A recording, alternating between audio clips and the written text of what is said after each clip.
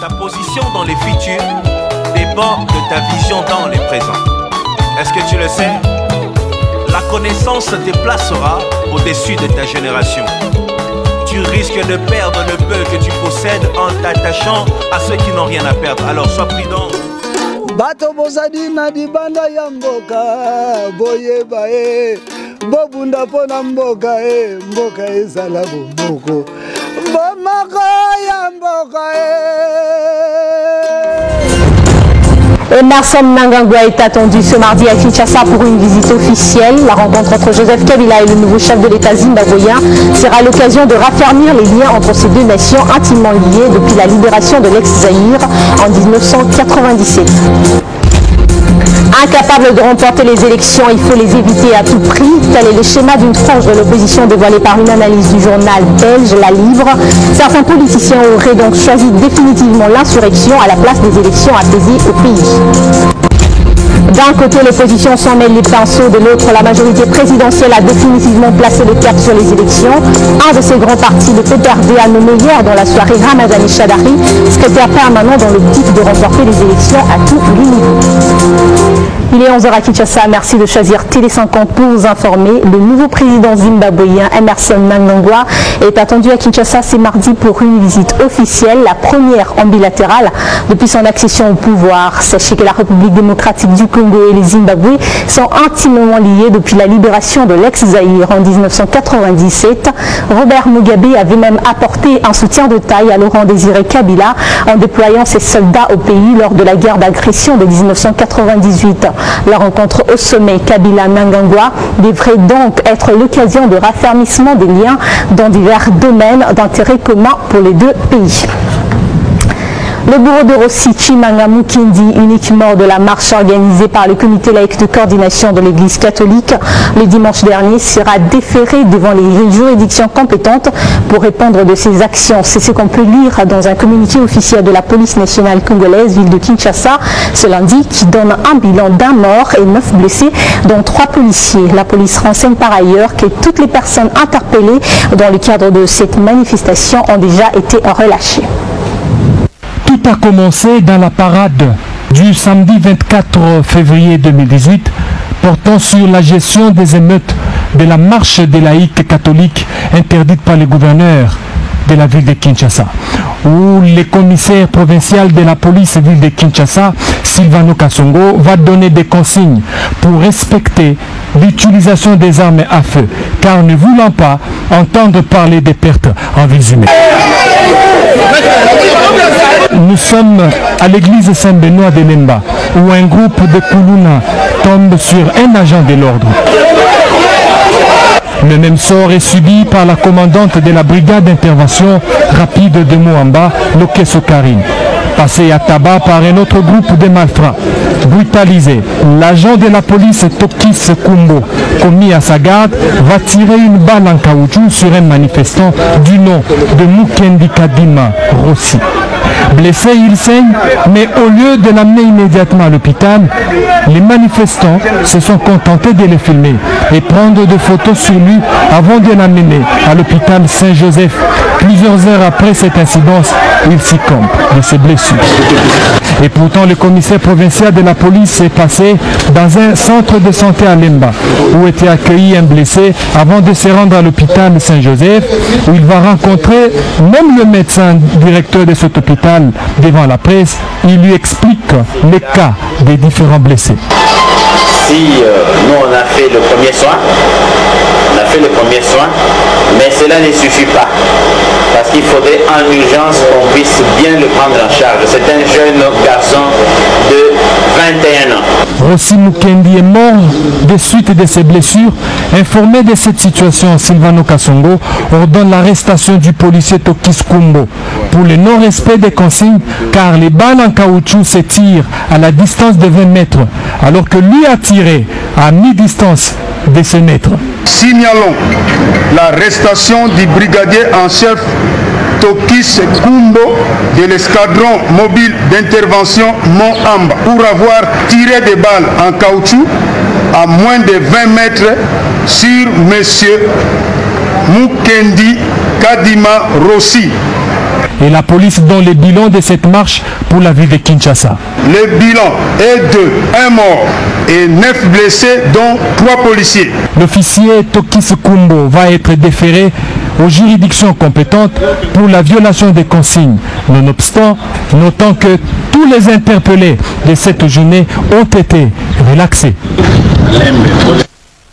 La situation politique, mais aussi sécuritaire de l'heure, ainsi que le processus électoral au pays, était au centre de l'entretien ce lundi entre le vice-premier ministre et ministre des Affaires étrangères, intégration régionale et l'ambassadeur du Canada à Kinshasa. C'était au cours d'une audience que Léonard Sheou-Kitundu a accordée à Nicolas Simard dans son cabinet de travail à Kinshasa-Gombe.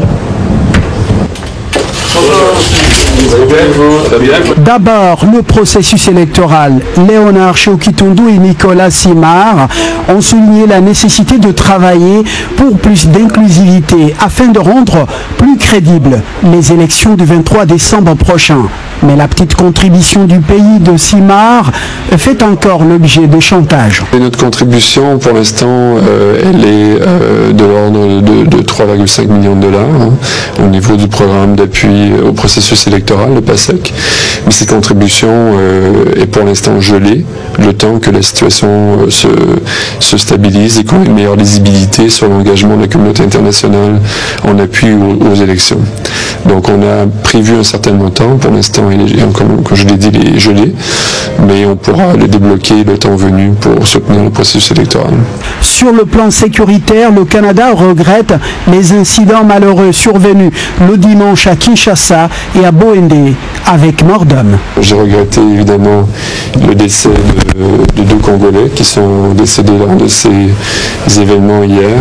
C'est très regrettable et le Canada déplore cette situation. Donc on a évoqué ce sujet. Autre sujet abordé par les 2 personnalités, la situation humanitaire au Congo-Kinshasa qui nécessite d'autres interventions plus importantes. Encore une fois, le Canada vient avec des promesses exigeant davantage la patience des réfugiés ou des déplacés congolais. Alors le Canada donne au Congo en général autour de 85 millions de dollars canadiens en aide humanitaire et au développement, à peu près 25 millions de dollars en aide humanitaire. Donc on a prochainement une visite de haut niveau du Canada qui sera ici au mois de mars pour évaluer la situation et à ce moment-là on verra quelle sera la réponse du Canada. Il y a aussi une conférence importante qui aura lieu à Genève le 13 avril prochain. Donc nous serons présents et nous pourrons voir à ce moment-là comment nous allons répondre à l'évolution de la situation.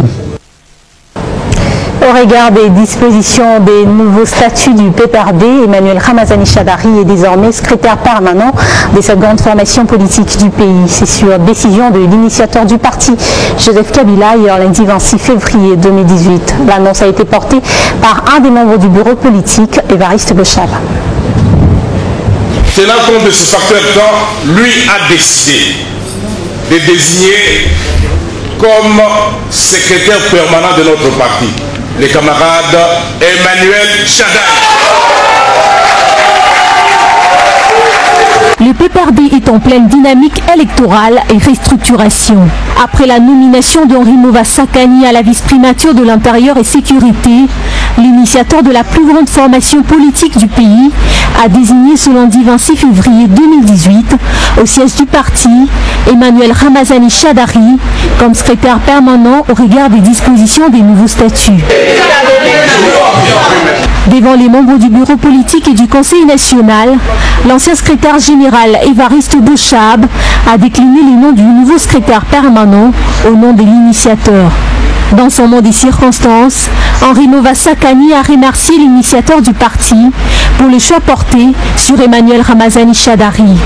Il a par ailleurs exhorté le secrétaire permanent à tout mettre en œuvre pour assurer au parti la victoire aux prochaines échéances électorales. Du côté de l'opposition politique, ne pouvant pas remporter les élections, il faut les éviter à tout prix. Dans un article dénommé 6,5 millions de dollars pour être candidat président en République démocratique du Congo, une analyse du journal belge La Libre dévoile le plan de l'opposition pour les élections de décembre 2018. Toutes les initiatives qui se multiplient ces derniers temps marchent sans itinéraire pour discréditer le gouvernement. Hypothèse sur l'usage de la machine à voter, impasse sur l'impératif du recadrage du budget ou encore la libération des personnes condamnées pour des crimes qui n'ont absolument rien à voir avec la politique.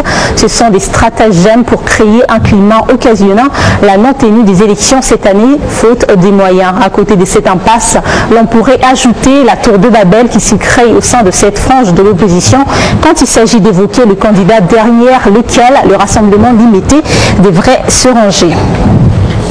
Georges Soros et son ONG ne sont plus les bienvenus en Hongrie. Le gouvernement de Viktor Orban a présenté au Parlement un projet de loi portant le nom de Stop Soros. Le Premier ministre hongrois accuse le milliardaire de financer des réseaux d'influence à Bruxelles et à l'ONU. Selon Viktor Orban, le plus grand danger qui guette l'essor de sa nation provient avant tout des politiciens de la Belgique. Ce journal est terminé, je vous rappelle les principaux titres. Emerson Mnangagwa est attendu à Kinshasa ce mardi pour une visite officielle. La rencontre entre Joseph Kabila et le nouveau chef de l'État zimbabwéen sera l'occasion de raffermir les liens entre ces deux nations intimement liées depuis la libération de l'ex-Zaïre en 1997. Incapable de remporter les élections, il faut les éviter à tout prix. Tel est le schéma d'une phrase de l'opposition dévoilée par une analyse du journal belge La Libre. Certains politiciens auraient donc choisi définitivement l'insurrection à la place des élections apaisées au pays. D'un côté, l'opposition s'en mêle les pinceaux, de l'autre, la majorité présidentielle a définitivement placé le cap sur les élections. Un des grands partis, le PPRD, a nommé hier dans la soirée Ramazani Shadari, secrétaire permanent dans l'optique de remporter les élections à tous les niveaux. Bato bozadi na dibanda ya mboka boyeba bobunda pona mboka mboka ezala bomoko bomoko ya mboka Ta position dans les futurs dépend de ta vision dans les présents. Est-ce que tu le sais? La connaissance te placera au-dessus de ta génération. Tu risques de perdre le peu que tu possèdes en t'attachant à ceux qui n'ont rien à perdre. Alors sois prudent et choisis bien ton entourage.